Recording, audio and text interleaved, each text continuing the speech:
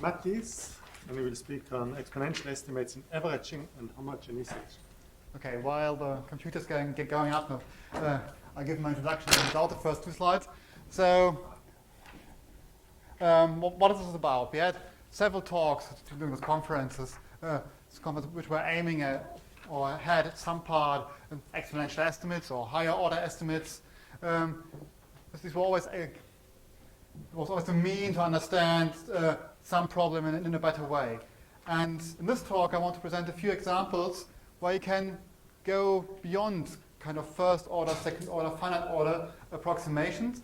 And the philosophy behind this is I might not be really interested in the final form of the best approximation, but I want to understand what is the kind of best approximation in general. And in this way, answer the question, what are the genuine effects of rapid forcing in space or in time? And it's still red, so it doesn't listen to me. And so the philosophy is find best approximations. Maybe we don't know really how those best approximations look like, but then we know any effects that are due to external forcing in time or in space have to be really small, and so small that as we estimate them.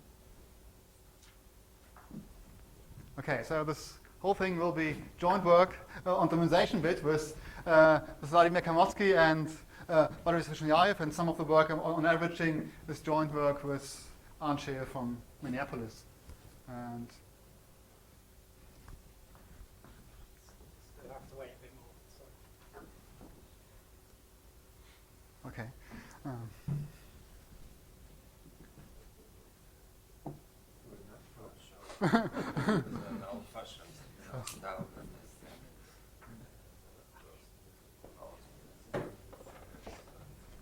So that's not a question of Apple. It's a question of this thing. Yeah, it's not an Apple, but it's not.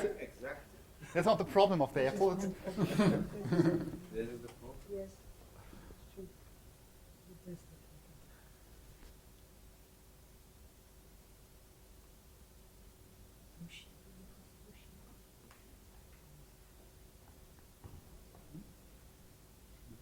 Just the projector went to sleep, so it needed a little bit of time to cool off before the start. Wait. Okay, you should be up in 1 minute. Okay.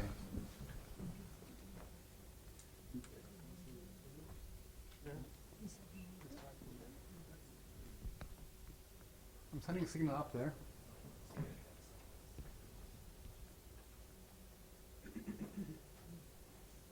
Oh, there we go. Okay.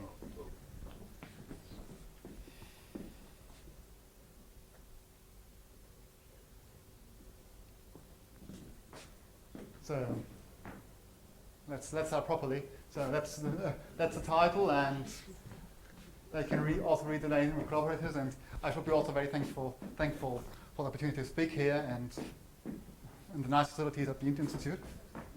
Okay, so this is the question we're going to ask. So by doing averaging, in the sense I want to think about is you try to minimize the difference between an autonomous system and a non-autonomous evolution equation. Something you're averaging on some outside forcing, and by averaging you want to find a good description why an autonomous equation, so you kind of try to minimize this difference.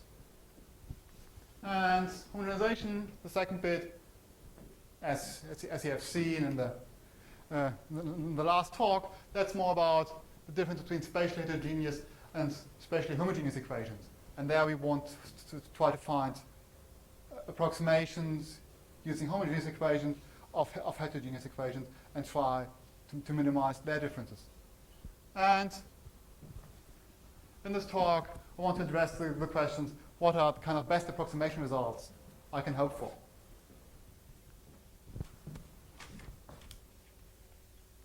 And the paradigm I want to use is an averaging result for ordinary differential equations.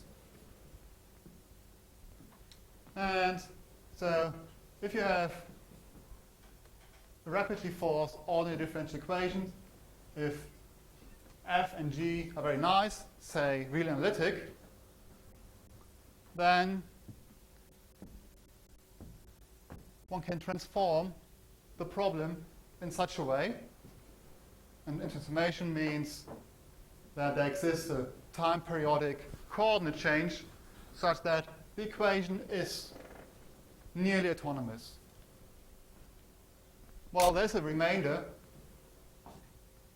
but this one is beyond every order, that's exponentially small. And in this philosophy then, and using the dynamic systems technique, you can show that any effects that are due to rapid forcing, like splitting of monoclinic orbits, certain resonance effects, they have then to be, can be at most of this order. So in this sense, they are really small. But what's the difference between the first equation and the second one? The formula? It is the same equation, just I'm looking at it with different glasses at it. The difference is on the last line, right? Exponentially small. This alpha is exponentially small. It is still the same equation, in a sense the same equation. I just changed the coordinates, and by changing the coordinates, I changed the equation, and the equation, the monotomous part is much, much smaller. Yeah?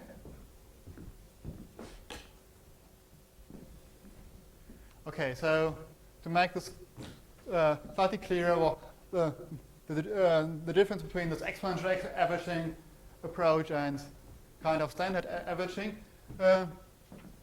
In standard first order averaging, you take the average over one period, or if you have something, this is something more fancy, of the mother average of the non-autonomous forcing, and then you are comparing solutions of this equation with the solution of the original equation, and say, oh, well, this will be small over some finite time scale.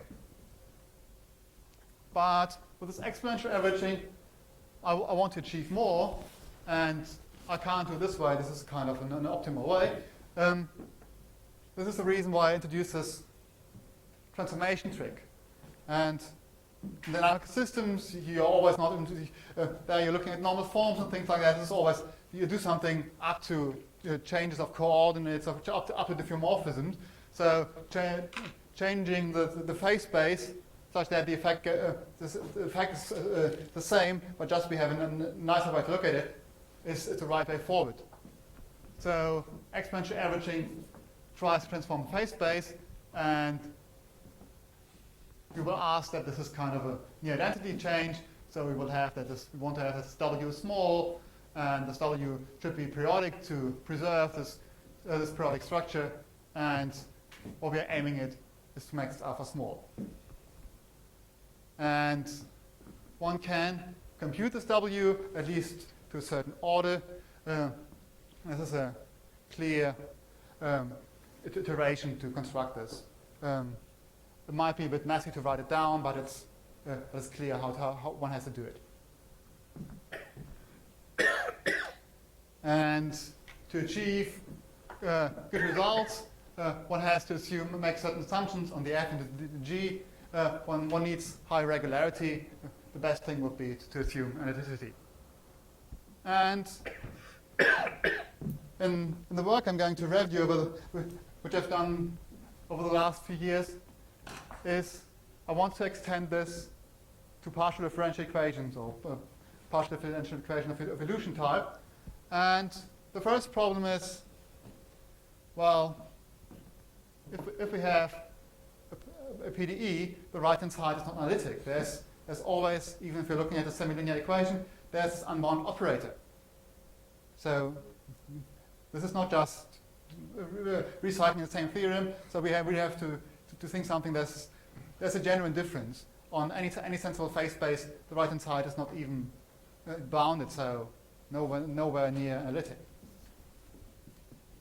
Okay, I've put down here a number of examples. So maybe this was the first example, so stick with this one for the first bit. So these equations I'm looking at could be systems of reaction diffusion equations. for example, with periodic boundary conditions. And then I have the reaction term, which are could be some polynomial nonlinearity, and then I have a fast phase. Here it is just periodic, which adds some forcing into this equation. So this is, again, the same framework we had in the Nystadt theorem. We have an autonomous equation plus some rapid forcing. Yes, please. What happens to G as epsilon goes to 0? G should be bounded, but it's Does it have any special behavior as epsilon goes? no, that's fine. Well, it shouldn't blow up or something, but it's. And there are a few more. More examples. These are a slightly different way where you could have a fast dependence in the main part. But maybe if you prefer more to think about some dispersive equations, we could also think of A being I times Laplacian, so that they have the dispersive equation. And then we would like to ask the question, how big are effects due to the rapid forcing? And can we describe this? Okay. I'm going to introduce one technical tool. These are nice function spaces. I think of some Sobolev space on this domain I've chosen are usually either periodic boundary conditions or the entire domain, the entire RD. This should be the kind of, I think those as rough data. And I'm also using that, for example, the reaction diffusion equation. This has very nice properties. Solutions which have initial data in the space X, they will end up in much nicer spaces, in those Jevry spaces. So if you think about A being the Laplacian, so if you take the exponential of the absolute value of the Laplacian maybe to some power, so this will be a space of very nice functions. If you think about Fourier properties, any Fourier coefficients will decay very quickly. And choosing the right mu, for example, this will be spatial analytic functions. And those spaces, they are very well, working well with quite a number of PDEs, because at least for short times, most of those equations will be well posed on these spaces. For example, those first 2 points give us that if we have typical nonlinearities, then thinking about the Minsky operator, they will map to itself. And the important bit in the parabolic case, solutions will naturally end up in those spaces. And if you're looking at equilibria in the second case, in the third case will be also in there. And the important technical bit, which I will return to, is that if I know that the solutions I'm interested in are in the really nice space, then I have good approximation properties by finite dimensional approximations. This is that the error I make by some kind of Galerkin type approximation is exponentially small in this index n, if I know that the U is in the nice space.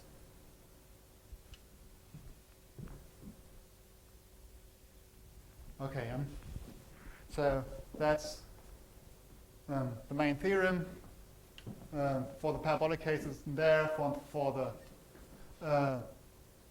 non-linear Schrödinger case, it is in there, and there some of the other examples are in there.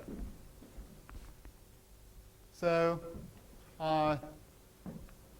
pick one of your favorite examples, either the reaction say, diffusion operator or I times Laplacian, and assume again that f and g are analytic functions on the function spaces. There could be, for example, just polynomial nonlinearities like in a direction diffusion equation. Then these theorems say then there exists a transformation such that the equation still looks pretty similar. We keep the main part, we have some small correction, that's clear, and there's a remainder term, and there's still the forcing with this fast phase. And the remainder term is exponentially small, well, with some slightly different exponent, somehow depending on the nu I chose up there. So we have done the same thing. There are a few differences. We have to assume that we are interested in smooth zeta, and we are only estimating in the x norm, which is not so bad if we are in the parabolic case, because solutions will end up in there anyway, so that's fine. But if we are interested in this dispersive equation, we say this says we have a good control of those problems, of the influence of the rapid phase, if we know that the solutions are well behaved. And a few more remarks. After having published quite a number of papers, I realized that Kroll, who I think was did a PhD on a similar method where he achieved first order averaging slightly earlier, and there now comes quite a long list of further remarks and what was as well possible. So I had this theorem. I had a long list. In this theorem, I stated there. This just periodic. We could also have more general one-dimensional forcing. So this could depend on the u if we have at least some fast part. We could do fixed quasi-periodic forcing with some Diophantine conditions. Then the theorem slightly changed. But which is what is also important now. Some of you might not call this in the end a partial differential equation here, because it looks nice as an operator equation, but the transformed equations, they are non-local in space.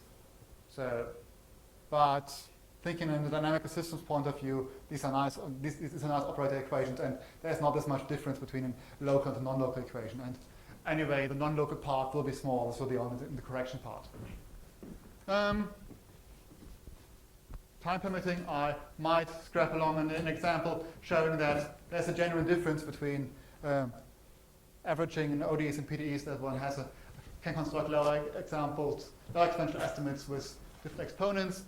And you have seen and heard about a similar method used in the talks by Claudia and Joko, and Darren and Boozy picked also up on this and has used it several times. If you know what's spatial dynamics, then this can be also used there. If you're not, I'm not explaining it now. I had to hurry a bit. So, a short sketch of the general procedure, which is, I think, quite widely applicable. So, the first thing is we start with a spatial approximation of the evolution equation. This is some Galerkin or some truncation of in Fourier spectrum, and then we have something like an ODE, and then this would be kind of a 2-minute calculation to guess a good transformation, at least formally in the first step, and you just remove formally the highest order term, and then you see, oh, you end up with an equation that looks similar, and then you can again remove the highest order term and do this again and again. And we are essentially in the framework of Nystedt, or Simot for quasi-product case, with a slight problem that this A of un is bounded, but contains the norm goes up when n becomes large. So, but one still can't. If you think that epsilon times n will be bounded or small, then you can optimize the number of averaging steps you should do, and end up with an estimate on the approximation space and some transformation which will achieve this good approximation on the approximation space. And then one extends this transformation to the full space just by doing nothing on the complement. That is identity, and then one has to estimate the error due to this approximation. And here comes this trick of this duality of two phase spaces, the X and the Jevre space. Going to estimate in X, but use that the solutions will be in the Jevre space. And then if you remember this property, it says, oh, any approximation error I make is exponentially small with this rate. And this is what we are using there. And so now there's a second choice to make. After the number of averaging steps, we are also optimizing this n of epsilon and getting the result of this type. Okay.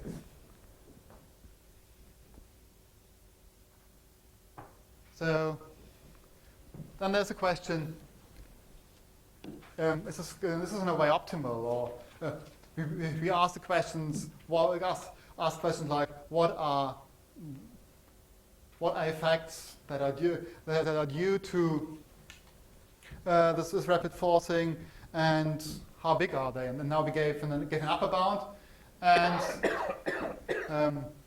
there are some lower bounds by analyzing particular effects, for example, splitting of homoclinic orbits, but their lower estimates are really hard, so I want to present one lower exponential estimate, which says, oh, but by this transformation trick, we can't do much better.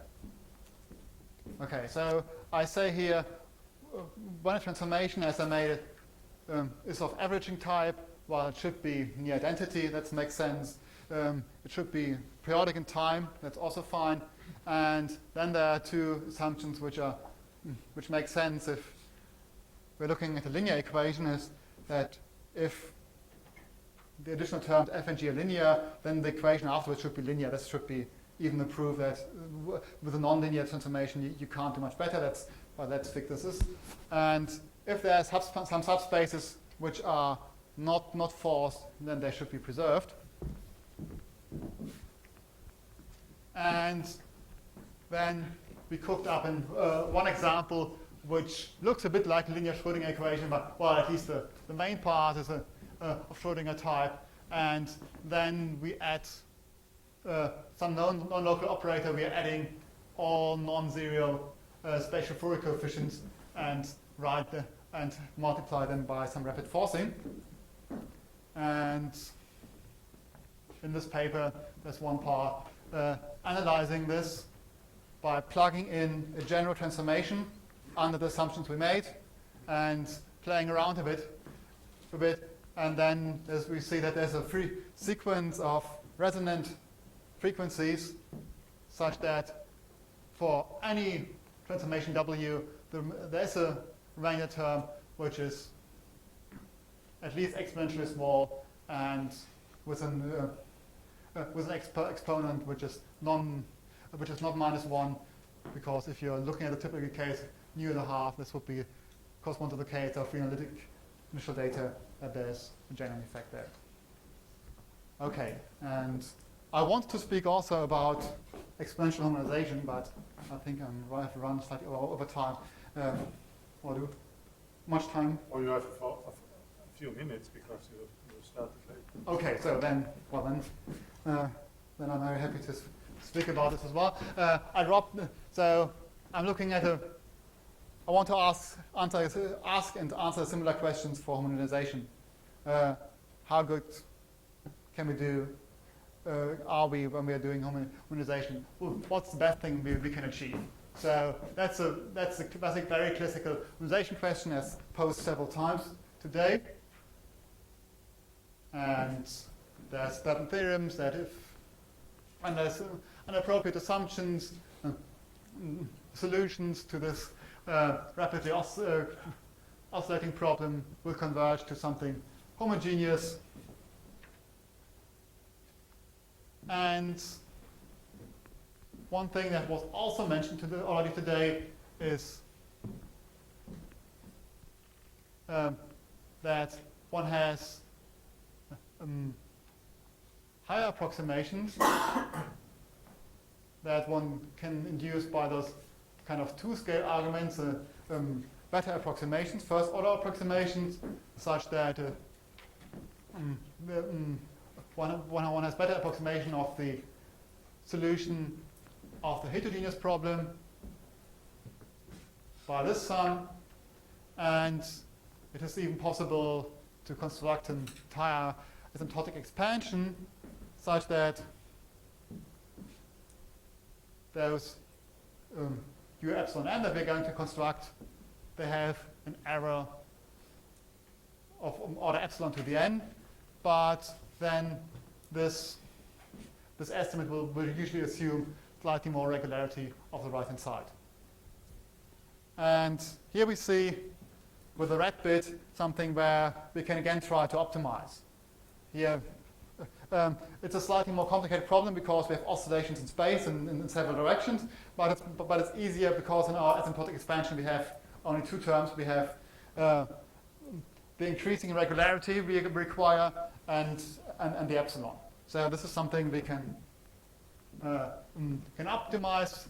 We first have again a short look at this, how this asymptotic series is constructed. Those u epsilon should be a small n. This is a sum of certain um's, and they can construct easily out of some canonical unit cell problems, and those terms those v's, they solve a certain recurrent system. So that we could say, oh, this should be easy, straightforward. This is easily constructed, and now we want to understand how good this approximation is. And this is the theorem with Vladimir Kavorsky and Boris Moshiayev. It says if we have a nice regular f, this is some JV class, think of beta equals 1, this would be reanalytic, then one can guess a good n such that we can optimize this error, that the error in this asymptotic expansion is exponentially small, and one can again say, oh, by this homogenization, we can understand. If we assume a bit of nice regularity on the f, we don't have to assume much regularity on the a. One can achieve very good approximations and saying that those effects are well described by homogenization. And thank you for your attention.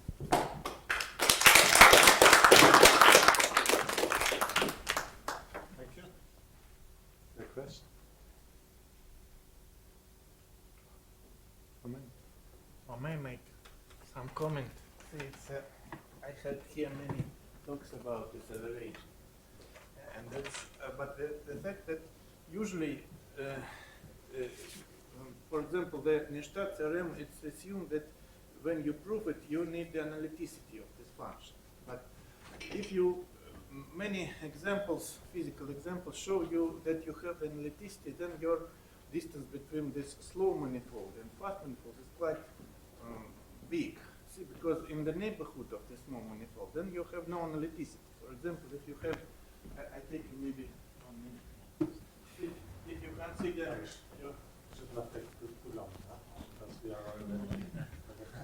It's okay. Yeah, that's right.